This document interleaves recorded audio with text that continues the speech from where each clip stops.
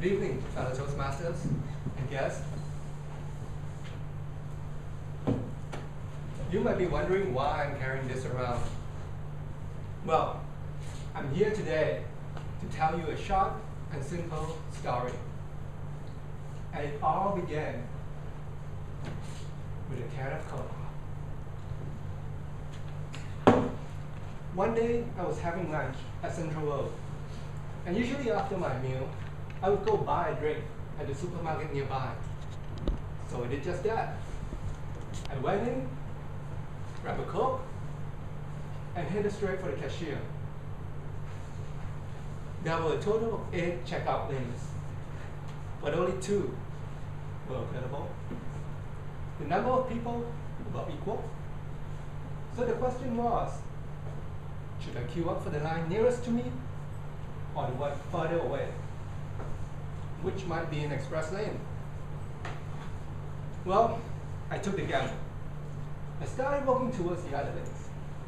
But before I could reach it, a woman pushing a shopping cart came from another direction and queued up right ahead of me. By then, I realized it wasn't an express lane. It was just a normal lane. And the woman, she had a lot of stuff in her cart. And me? I have my Coke. So I stood there, waiting in line, holding this little can of Coke that was cold enough to bite my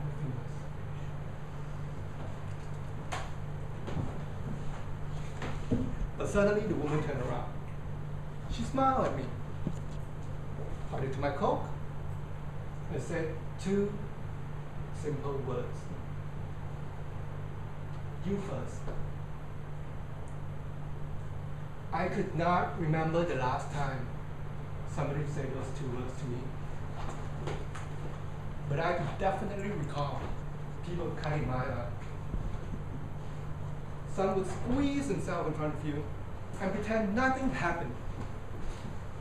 Some would cut in line, look at you straight in the eye, and still pretend nothing happened. Some would shyly move themselves, slowly, little by little, to the front of you.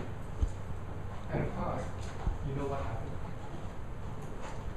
In such a fast-moving and sometimes chaotic world, even a small act of kindness can be very hard to find. But let's say you have 16 hours a day, disregarding the 8-hour sleep. A simple act of kindness will take you no more than 5 minutes. And that is 0.5% of your daytime. 0.5%. An extremely small amount of time. But still, some people will be stingy about that. Sometimes it makes me wonder whether such kindness could only be found in advertising.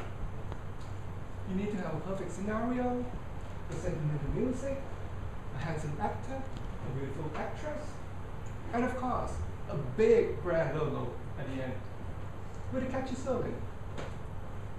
Something that we need to pay millions for.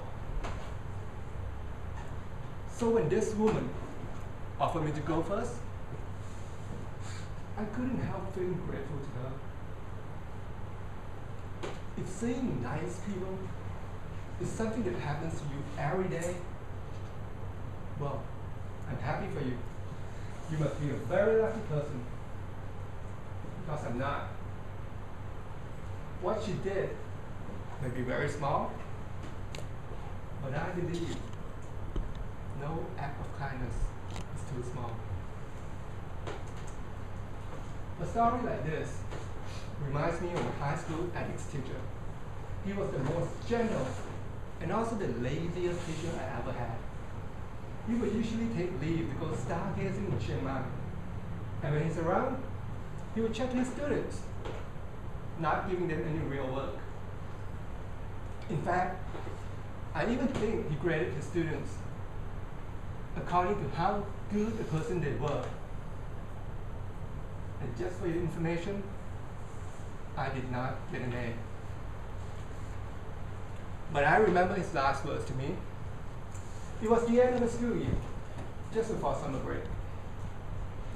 I was packing my stuff, getting ready to leave the classroom. When I was at the door, I turned to him to say my goodbyes. He gave me his usual smile and said two simple words. Be nice. And now before I end my speech, I'm going to do exactly that. I'm going to be especially nice to a stranger, to someone I don't know very well, by giving him this little present. To you, someone a guest, I believe. Thank you. And I hope that a small act of kindness will start again, perhaps with a can of Coke. To you, Toastmasters. Okay. Thank you very much. Toastmaster, is it home? Home.